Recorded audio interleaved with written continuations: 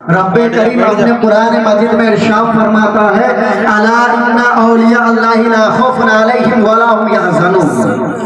इस आयत करीमा की सीधा व साधा तर्जमा है, खबरदार आगाह जो अल्लाह के वली होते हैं ना उन्हें कोई खौफ है ना कोई कम, इसलिए कि जो अल्लाह के वली होते हैं उसे अल्लाह की रजा हासिल हो जाती है और अल्लाह की रजा सबसे बड़ी नेमत है, अल्लाह की रजा सबसे बड़ी असमत है, अल्लाह की रजा सबसे बड़ी बुलंद मर्तबा वाला है।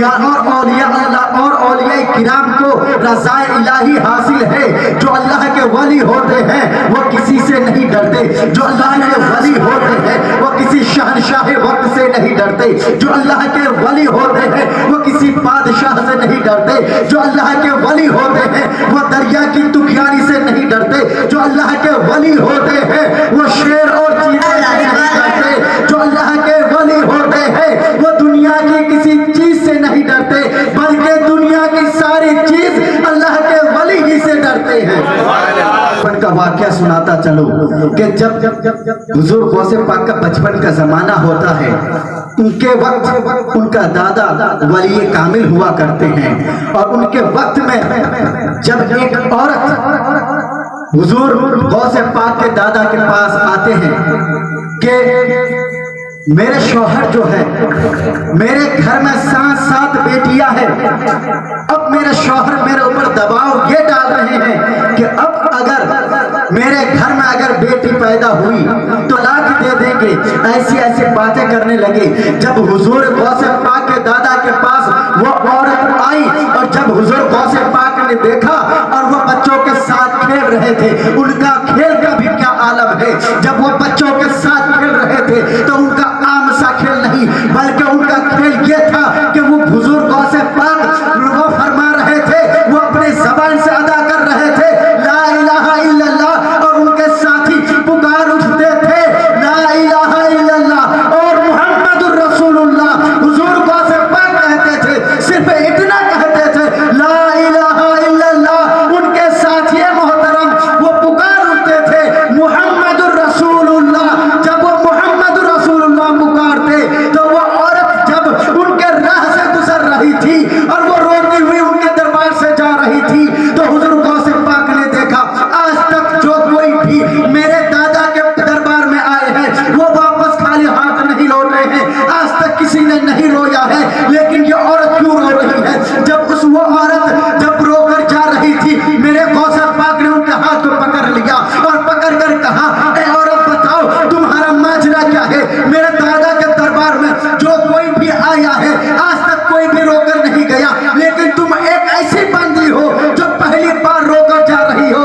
लेकिन वो औरत नादान थी, वो सोच रही थी कि ये तो बच्चा है, इनको कुछ नहीं मालूम है, इनको कुछ क्या बताया जाए। जब हुजूर गौसे पाक ने बार बार उनके हाथों को पकड़ा तब जाके उन्होंने कहा कि ये मैं तुम्हारे दादा के दरबार में मैं इसलिए आई थी कि मेरे घर में 6 बेटियां हैं, ये 7वीं बेटी मेरे जिस्म में पल रहे हैं। तुम्हारे दादा जान ने ये कह दिया है जो बच्चा मेरे पेट में है वो बच्चा नहीं बल्कि बच्ची है, वो बेटी है। और मेरे शौहर ने ये कहा है अगर ये बच्चा पैदा नहीं हुआ तो वो मुझे तलाक दे देंगे, वो मुझे घर से निकाल देंगे, इसलिए मैं वापस रोकर जा रही हूँ। वो हुजूर गौसे पाक फरमाते हैं चलिए मेरे साथ चलिए। हुजूर गौसे पाक उनके हाथ को पकड़कर अपने दादा जान के हुजूर में उस औरत को भेज देती है, लेकिन वो औरत फिर जाती है, वो फिर हुजूर गौसे पाक के दादा उनको वापस बाहर निकाल देते हैं। इसी तरीके से तीसरे मर्तबा जब यूं कहते हैं कि तुम्हें कौन बार बार मेरे हुजरे में आने की इजाजत दे रहे हैं, हुजूर गौसे पाक के बारे में जब वो औरत कहती है आपका छोटा सा पोता है, आपके छोटे से पोता जो आपका नन्हा सा पोता है वो मुझे बार बार आपके हुजरे में जाने की इजाजत दे रहे हैं, इसलिए मैं उन्हीं की इजाजत की वजह से, मैं उन्हीं की हुक्म की वजह से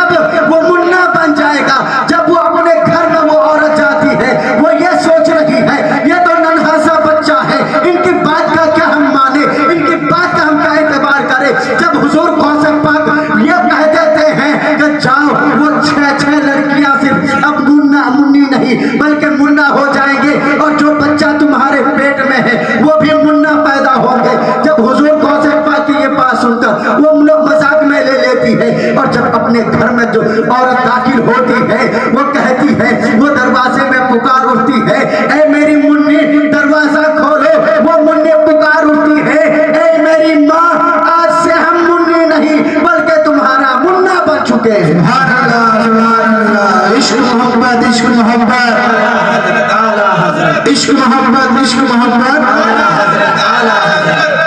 پاک جوانی کے دہلیز پر قدم رکھتے ہیں اور ایک کشتی دریا میں ڈوب جاتے ہیں جو کہ بالکل اس کشتی میں دلہے کی سواری تھی اور سبھی باراتی حضرات اس کشتی کے ساتھ دریا میں ڈوب جاتے ہیں۔ جب حضور غوث پاک اس دریا کے کنارے سے جا رہی ہیں تو ایک بوڑھی ماں روتی ہوئی نظر آتی ہے کہ میری ماں کیوں رو رہی ہو؟ تو وہ کہتی ہے کہ نوجوان، میں اس لیے رو رہی ہوں، میں اس لیے روزانہ یہاں آ کر رو رہی ہوں، میں اس آسرے میں رو رہی ہوں کہ میں اپنے بیٹے کو 12 سال پہلے میں نے اپنے بیٹے کو دلہا بنا کر دلہا کی طرح تیار کر کے انہیں دلہن لانے کے لیے بھیجی تھی۔ اسی دریا کے راستے میں، اسی راہ میں وہ ڈوب چکے تھے۔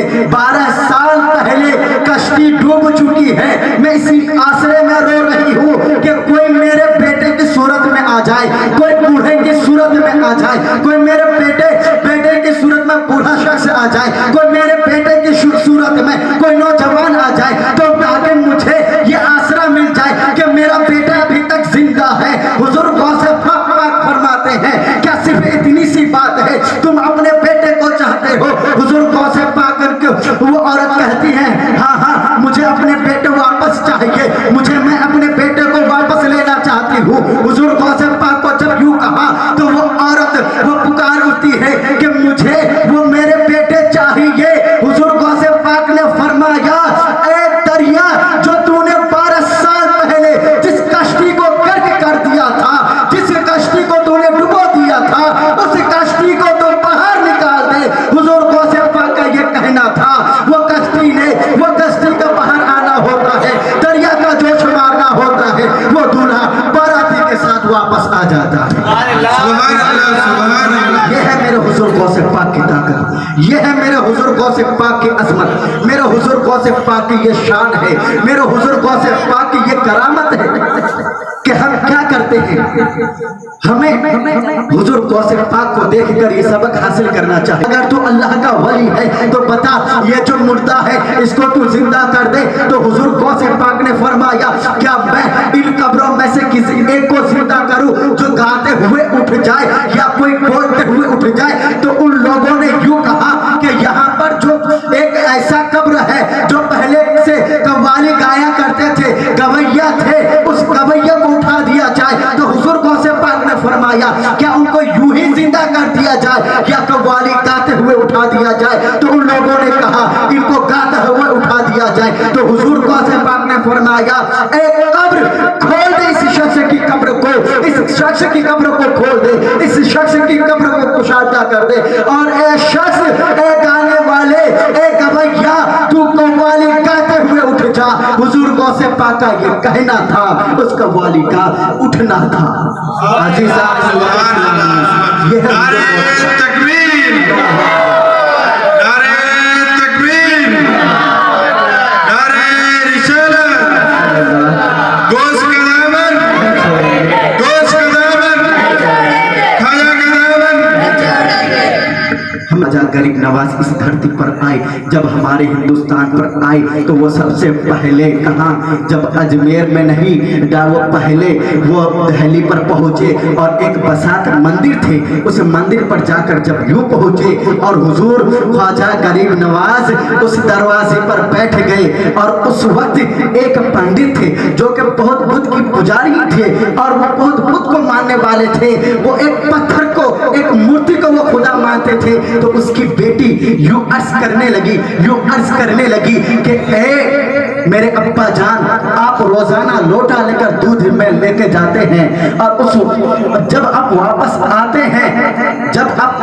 آتے ہیں تو دودھ آپ کے لوٹے میں نہیں ہوتا ہے، آپ کا لوٹا خالی ہوتا ہے۔ تو وہ کہتے ہیں اے میری بیٹی سنو، جب ہم اپنے مردی کے گھر میں جاتے ہیں، اپنے معبود کے گھر جاتے ہیں، اپنے خدا کے یہاں جاتے ہیں، تو ہم اپنے معبود کو اس دودھ پلا کر واپس لوٹ جاتے ہیں۔ وہ نادان لڑکی کہتی ہے اے میرے ابا جان، کل میں خود جاؤں گی، اپنے معبود کو اپنے ہاتھوں سے میں دودھ پلاؤں گی، होगी। वो नादान बेटी यूं समझती है, लेकिन उसका माजरा कुछ यूं होता है। जब वो सुबह होती है, लेकिन बाप हुआ करते हैं। जब बाप ने अपनी बेटी की आसरा को देखा, जब बेटी ने जिद किया, उनकी जिद के आगे उन्होंने हार मान लिया। जब हार मान लिया तो उन्होंने अपनी बेटी को अकेले जाने के लिए इजाजत दे दी और उनके सहेलियां उनके साथ हो ली। जब वो नादान बेटी मूर्ति के पास जाकर खड़े हो गए और कहा, ऐ मेरे माबूद, ऐ मेरे खुदा, मेरे अब्बा जान रोजाना अपने लोटे में दूध लाते हैं और आप पी लेते हो। आज उनकी बेटी लाई है, आज उनकी बेटी से पी लो।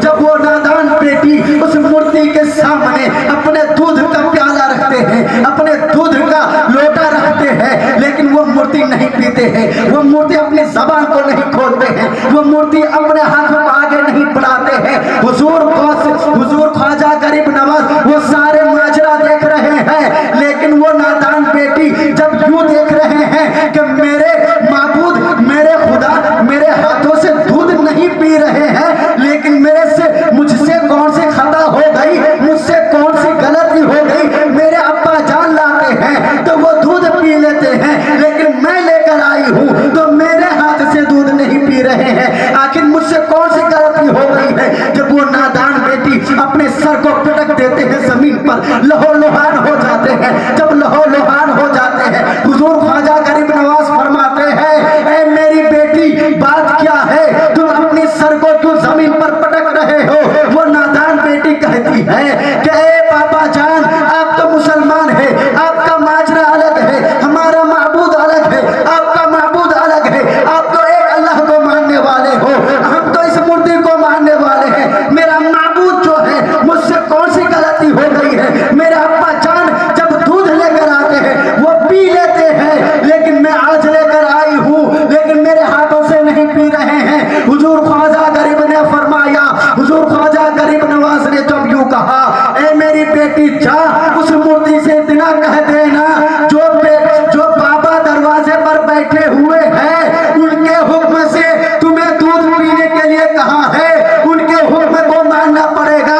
जब वो मूर्ति के सामने वो नादान बेटी यूं कहते हैं, जो बाबा बाहर बैठे हुए हैं, जो दरवाजे पर मौजूद है, वो तुम्हें दूध पीने के लिए कह रहे हैं। जब वो बाबा जब मूर्ति ने जब यूं सुना तो वो मूर्ति ने अपने हाथों को आगे बढ़ाया, अपनी ज़बान को खोल दी।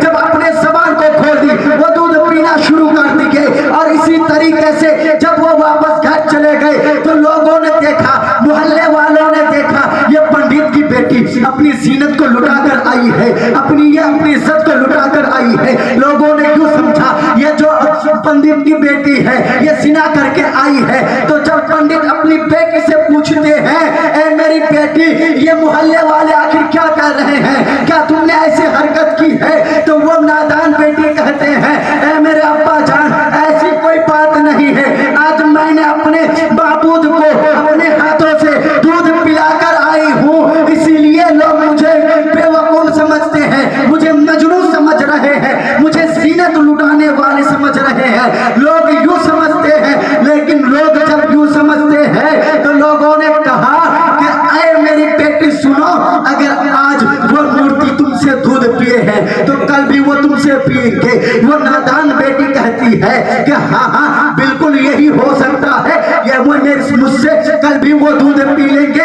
जब यूं कहा तो लोगों ने कहा, चलो कल हम भी तुम्हारे साथ चलते हैं और हम देखते हैं कि ये मूर्ति कैसे तुमसे दूध पीते हैं। जब सुबह हुई, वो नादान बेटी दूध का लोटा लिया और चल दिए लोगों के साथ। जब उस नादान लड़की ने मूर्ति के सामने दूध रखा और कहा, ऐ मेरे माबूद इसका दूध पी लो, तो वो मूर्ति अपने हाथों को नहीं बढ़ा रहे हैं, अपनी ज़बान को नहीं खोल रहे हैं। वो नादान बेटी नहीं समझ पा रही है कि माजरा क्या है। लेकिन जब वो बेटी बहुत इसरार करने लगती है, लेकिन जिद में हार जाती है और अपनी ज़बान से यूं अल्फाज निकालते हैं कि ऐ मूर्ति दूध पी ले, वरना कल जो ये यहाँ पर वो दरवेश पे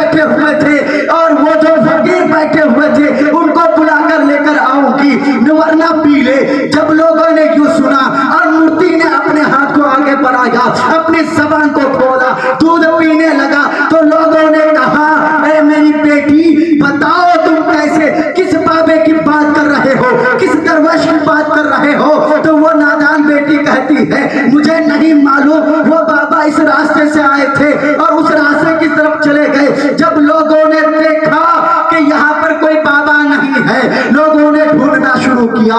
जब लोग ढूंढने रहे तो पता ये चला, जब जंगल में गए तो देखा कि वो बाबा बैठे हुए हैं। बेटी पहचान लिए और सभी लोग उसके पैरों पर गिर गए और लोगों ने कहा कि आप हमारे खुदा है, आप हमारे माबूद है। वो मेरे ख्वाजा गरीब नवाज फरमाते हैं, ऐ लोगों, ना मैं तुम्हारा खुदा हूँ, ना जो तुम जिसकी पूजा कर रहे हो, जिसकी तुम इबादत कर रहे हो, ना वो तुम्हारा खुदा है, बल्कि जिसने आसमान को बगैर खंबे के खड़ा किया, जमीन को फर्श बनाया, दिन के उजाले के लिए सूरज को पैदा किया, रात को चांदनी बनाने के लिए चांद को पैदा किया, वही सारे आलम का मालिक है, वही मेरा भी खुदा है, वही तुम्हारा भी खुदा है। सुभान अल्लाह, सुभान अल्लाह, सुभान अल्लाह। मिल्लत इस्लामिया, जब वो नादान लड़की हुजूर ख्वाजा गरीब नवाज की बारगाह में चले और हुजूर ख्वाजा गरीब नवाज ने उन लोगों को बताया कि ना तुम्हारा कोई वो रब है, ना कोई मूर्ति तुम्हारा रब है, ना मैं तुम्हारा रब हूँ, बल्कि रब सिर्फ एक है, जिसने आसमान बनाया, जिसने चांद बनाया, जिसने जमीन बनाई, जिसने पूरी कायनात को बनाया, वही सबका रब है। तो उसी वक्त हुजूर ख्वाजा गरीब नवाज ने तमाम लोगों को कलमा पढ़वा दिया। सभी लोगों को तलवार के बलबूते पर नहीं, बल्कि अपने ज़बान के बलबूते पर, बल्कि अपने हकीकत के बलबूते पर, अपने हाथों के इशारे के बलबूते पर उन्होंने उन तमाम लोगों को कहा, पढ़ो ला इलाहा इल्लल्लाह मुहम्मदुर रसूलुल्लाह अशहदु अल्ला इलाहा इल्लल्लाह। वो कलमा पढ़कर इस्लाम में दाखिल हो गई। सुभान अल्लाह, सुभान अल्लाह। हक या मोइन अज़ीज़ान मिल्लत इस्लाम, ये है हमारे औलिया इकराम, ये है हमारे बुजुर्गान दीन, जिनकी चेहरे को देखकर हुजूर ख्वाजा गरीब नवाज के चेहरे को देखकर लाखों लोग मुसलमान बन जाते हैं।